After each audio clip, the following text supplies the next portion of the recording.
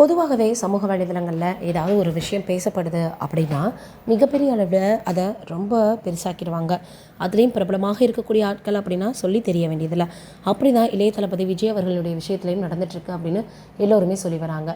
என்ன பண்ணிகிட்ருக்காங்க அப்படின்னா, சங்கீதா அவர்கள் இப்போது சில விஷயங்களை பேசி வந்துட்டுருக்காங்க.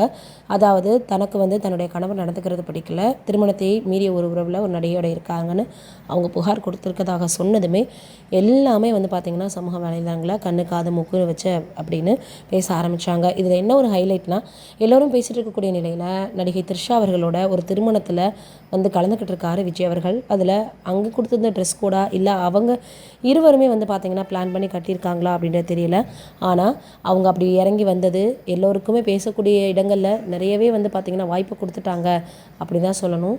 இந்த சூழலில் இப்போ என்ன இருக்குன்னா, சங்கீதா அவர்கள் தன்னுடைய கழுத்தில் இருந்த அந்த தாலியையும் அதே போல் கையில் இருந்த மோதிரத்தையும் கழட்டிட்டாங்கன்னு சொல்கிறாங்க. இதெல்லாம் எந்த அளவுக்கு சாத்தியம்ன்றது தெரில.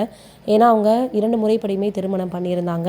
இப்போது விஜய் அவர்கள் கூட விவாகரத்து வாங்கணும் அப்படின்றதற்காக அவங்க சென்னை இறங்கியிருக்காங்களாம். லண்டனில் சிட்டிசன்ஷிப்போடு இருக்காங்க. அங்கே அவங்களுக்கு ஒர்க்கெல்லாம் போயிட்டுருக்கு, அவங்களுக்கு பிஸ்னஸ் இருக்குன்றது எல்லாருக்கும் தெரியும். இப்போ தன்னுடைய மகனோட இறங்கியிருக்காங்க. அதோட ஜீவானம்சம் 250 கோடி வரைக்கும் தரதாக கூட பேசி பார்த்தாங்களாம். ஆனால் நடிகை சங்கீதா அவர்கள் நடிகையோட இருக்கக்கூடிய அந்த உறவை மட்டும் அவர் இன்னும் விடவே இல்லை அப்படின்ற மாதிரி ரொம்பவே கோவத்தோடு இருக்காங்களாம். எப்படி இவ்வளோ நாள் வாழ்ந்த வாழ்க்கையை சும்மா விட்டுட முடியும் அப்படின்ற மாதிரி.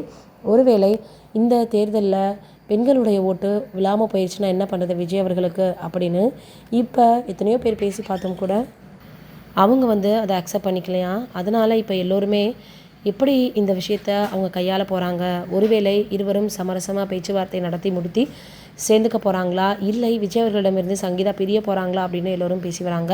என்ன நடக்க போகுது அப்படின்றத நம்ம வெயிட் பண்ணி பார்க்கலாம். நீங்கள் என்ன நினைக்கிறீங்க இதை பற்றின்றதை மறக்காமல் கமெண்ட்டில் சொல்லுங்கள்.